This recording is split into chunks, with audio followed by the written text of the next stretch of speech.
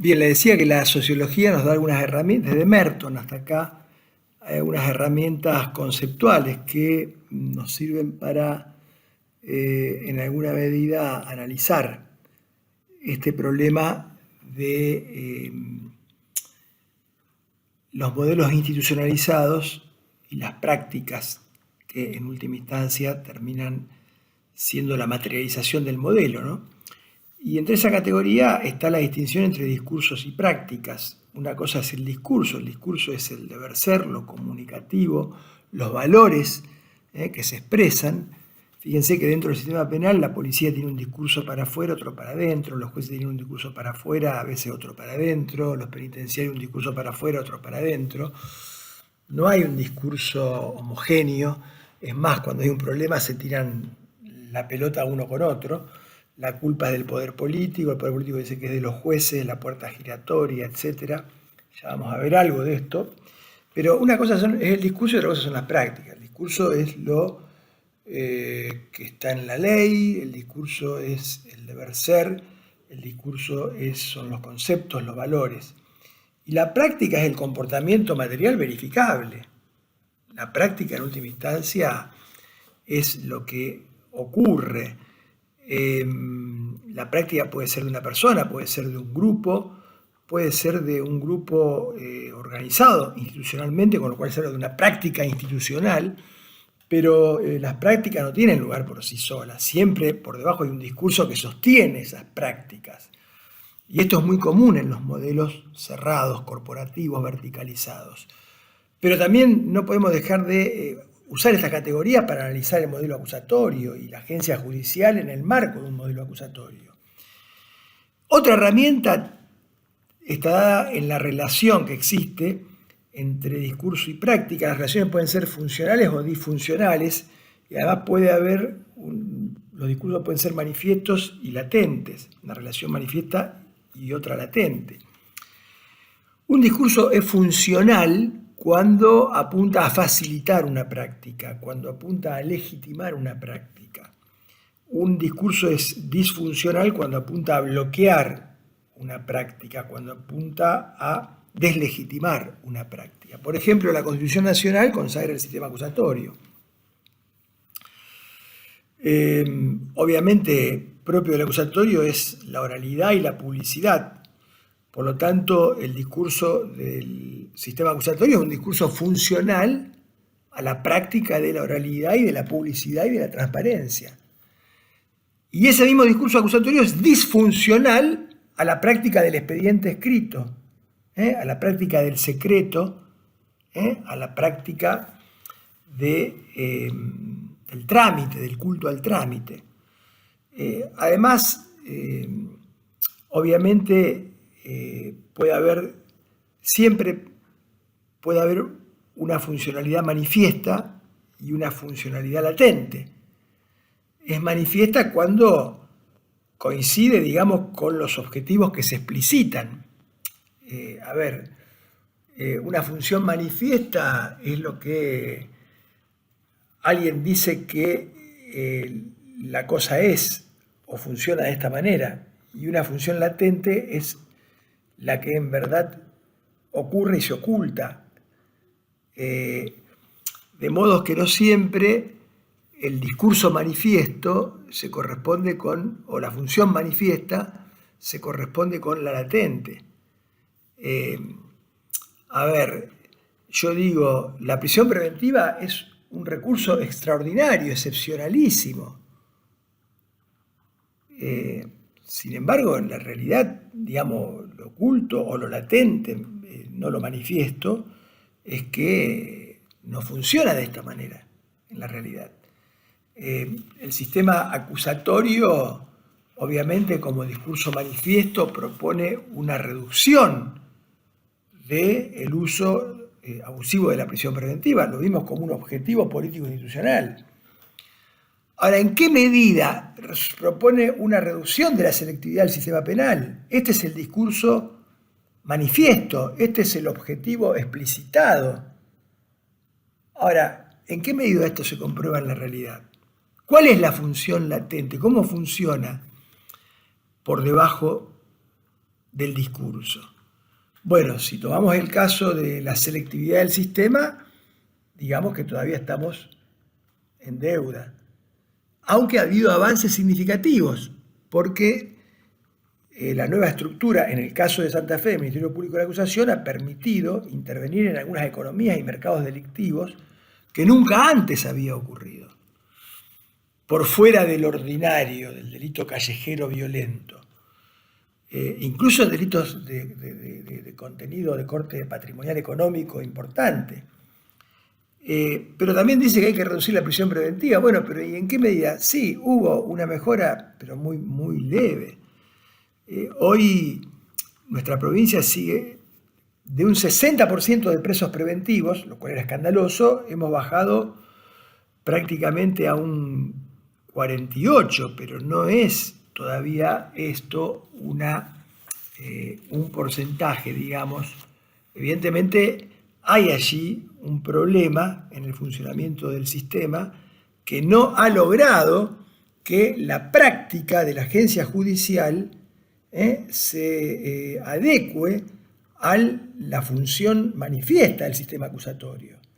Porque la práctica, lo latente, que es que los jueces siguen utilizando criterios a los efectos del encarcelamiento, siguen utilizando criterios que eran propios del sistema anterior.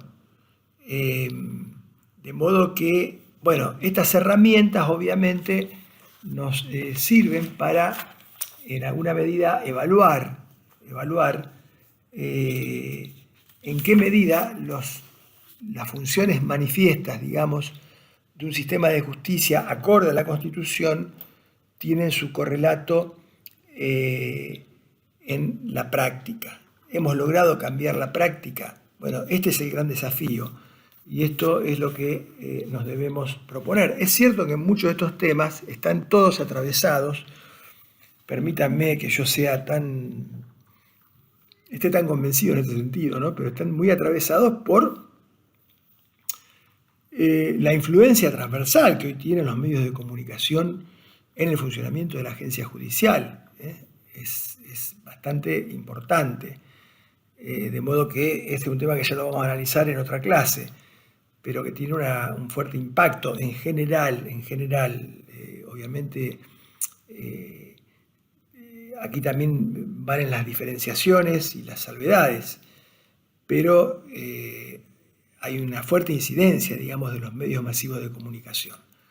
Y esto también, y incluso hablando de los medios, tiene que ver con una cuestión a la cual le dedico un espacio, como para comprender un poco el tema de la agencia judicial, un poco la historia y en alguna medida cómo, a pesar del cambio de modelos, hay todavía prácticas y rutinas y lógicas que están fuertemente instaladas. Tiene que ver con dos cuestiones muy importantes. Una es la cuestión de la independencia judicial y otra directamente relacionada a la cuestión de la selección de los integrantes de la agencia judicial. Respecto de la independencia judicial, ustedes saben que el Poder Judicial es un poder del Estado, es un poder independiente y la independencia es una garantía del ciudadano. Repito, no es un privilegio del juez, es una garantía del ciudadano. Obviamente que para que haya un juez independiente es necesario que ese juez tenga la entereza como para poder sustraerse a cualquier tipo de condicionamiento. El juez nunca puede gestionar intereses ajenos ni propios. Y debe ser independiente tanto del poder político como también de los poderes fácticos. Esta es la independencia externa de un juez. Hoy tenemos experiencias muy tristes. El lawfare no es una creación académica. El lawfare ha sido denunciado por el Papa Francisco. Esta combinación de poder económico hegemónico y medios masivos de comunicación monopolizados que usan la llamada guerra legal, que en realidad es una guerra ilegal, para perseguir opositores. Ahora acaban la Corte Suprema de Brasil de desestimar una de las denuncias contra Lula, pero Lula, que tenía una encuesta que le daba cerca del 68% de los votos, fue dejado fuera de carrera por la justicia brasilera. Y hay muchas dudas sobre ese proceso que llevó adelante la justicia brasilera, y hay muchas dudas respecto de por qué la justicia brasilera llevó adelante esos procesos y hasta qué punto no hubo un intento de colonización, si es que no se logró, de los propios jueces. Entonces, estos son los ejemplos que muestran, se pone en duda la independencia judicial. Esto hay que decirlo, porque de lo contrario entendemos todo al revés. La independencia judicial también tiene que ver con independencia interna. Un juez debe ser independiente también dentro de la propia estructura. Y obviamente que no puede ser independiente un juez que delega funciones. Por eso es importante discutir el tema de la Corte Suprema de Justicia de la Nación y provinciales.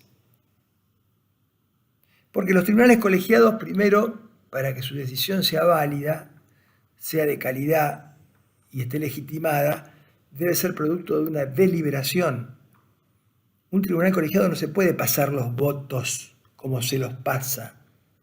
Es una práctica que se ha naturalizado y no es correcta. Pero a su vez, si ustedes piensan en la Corte Nacional, ustedes calculen que la Corte Nacional no solo hace control de constitucionalidad, sino que además hace casación, o sea, interpreta derecho común por vía de arbitrariedad. De modo que llegan a la Corte Nacional 15.000 asuntos por año y la Corte saca 6.000, 7.000 sentencias por año. ¿Cómo hacen 5 miembros de la Corte para sacar 5.000 sentencias por año? No solo cómo hacen, sino que al hacer interpretación de derecho común, yo necesito especialistas. Hoy la Corte no tiene un solo penalista. Pero la doctrina penal de la Argentina, la doctrina judicial, penal, proviene de una corte donde no hay especialistas en derecho penal. Entonces, o la Corte deja la casación, la interpretación del derecho común a los tribunales superiores de provincia, o crea tribunales de casación, y se dedica nada más que al control de constitucionalidad, entonces toma muy pocos casos por año, o la Corte necesariamente tiene que ampliarse, como ocurre, por ejemplo, en Brasil. Y luego internamente dividirse en sala con especialistas.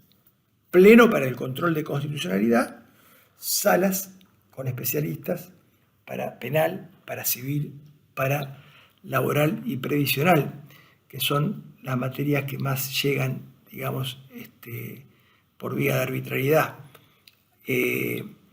Otra cuestión tiene que ver con la selección de los jueces. Una cuestión difícil, compleja. Siempre ha habido muchos modelos, pero dos grandes modelos. Un modelo empírico-político, donde a los jueces lo designa directamente el poder político, como una reivindicación, hacer un poder no representativo, no producto de elecciones, el Poder Judicial. Bueno, su legitimidad viene de que es propuesto, digamos, por el presidente de la Nación, por los gobernadores de provincia. Y otro es el modelo tecnoburocrático, el de carrera judicial. El modelo de carrera judicial, de escuela judicial, los dos modelos tienen ventajas y desventajas. Los dos modelos son muy difíciles, digamos, de medir en términos de capacidad de rendimiento. Sí es verificable los problemas que los dos modelos han generado. Obviamente que en manos de un mal gobernante puede generarse una agencia judicial o un nombramiento basado en el nepotismo, en los amigos, en las vinculaciones políticas, en la falta de independencia de los jueces.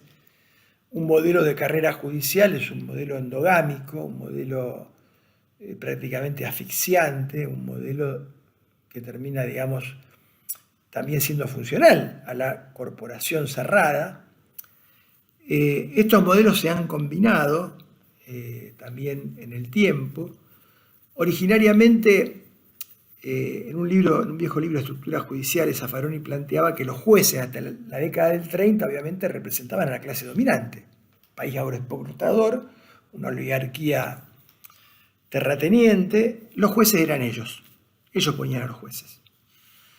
Después del 30 y se empieza y más adelante, un poco más adelante, empieza a haber una otra dinámica y movilidad social, y un poco este modelo de juez ya no sirve, y entonces aparece un modelo de juez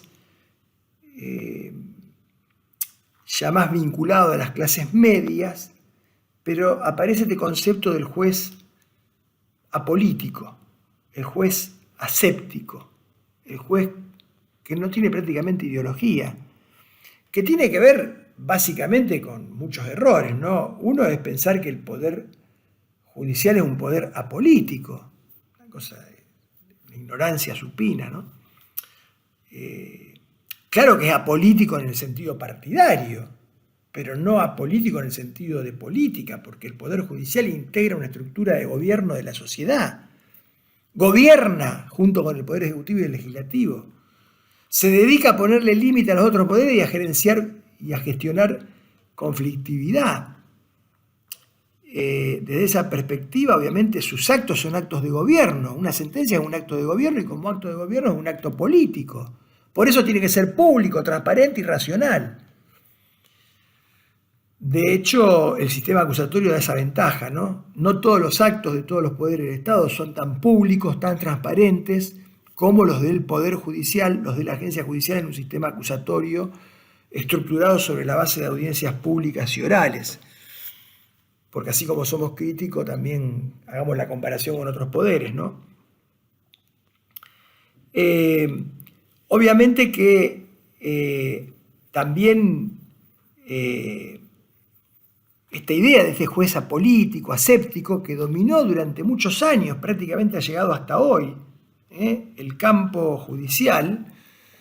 Binder habla del campo judicial porque, en fin, el Poder Judicial no es una persona, no es un cuerpo donde hay una cabeza. El alto cuerpo, dicen algunas sentencias de algunas cortes supremas de provincia. Alto cuerpo, no sé, alto cuerpo, que es la idea del cuerpo, una idea organicista, muy vinculada al hombroso, al predominio de la ciencia médica, la idea de un organismo.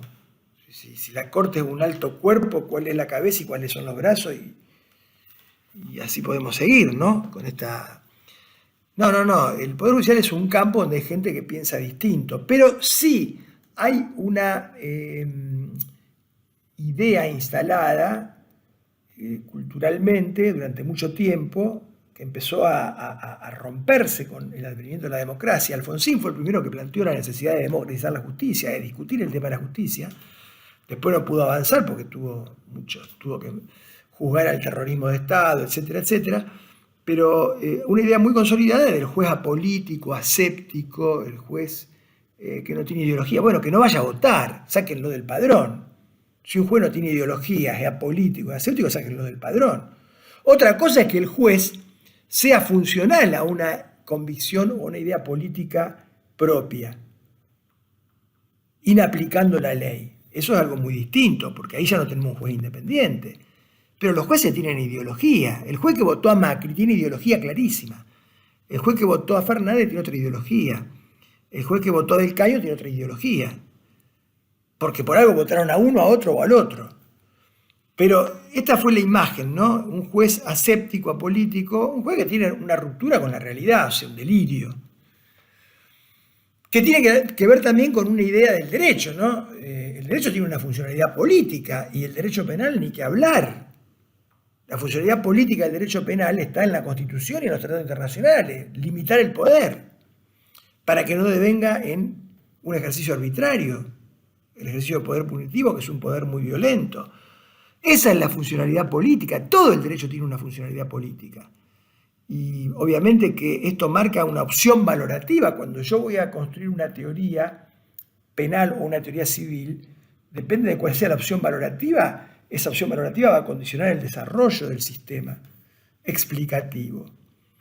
Y por eso tampoco es lo mismo partir de una teoría del conocimiento idealista que de una teoría del conocimiento realista. Entonces, de una teoría del conocimiento realista, bueno, el juez es una persona que tiene ideología. Y el poder judicial es un poder político, no apolítico. No es un poder político partidario, no está con el partido radical, justicialista, del PRO, no. Pero es un poder político en el sentido institucional y tiene objetivos políticos e institucionales. Y surgen además de la propia Constitución Nacional. Y por eso sus actos son actos de gobierno. Pero nos falta todavía una sociología, digamos, de la agencia judicial que nos permita relevar toda esta cuestión vinculada a de dónde surgen a las pertenencias, a los prejuicios, a las ideologías de quienes integran la agencia judicial. Otro tema, bueno, convengamos que estos sistemas, digamos, de selección de jueces, el político, empírico político, el sistema tecnoburocrático, se fueron combinando a lo largo del tiempo. Hubo un resquebrajamiento y, bueno, toda una historia que sería digna de análisis, que tiene que ver con la recuperación democrática en el año 1983.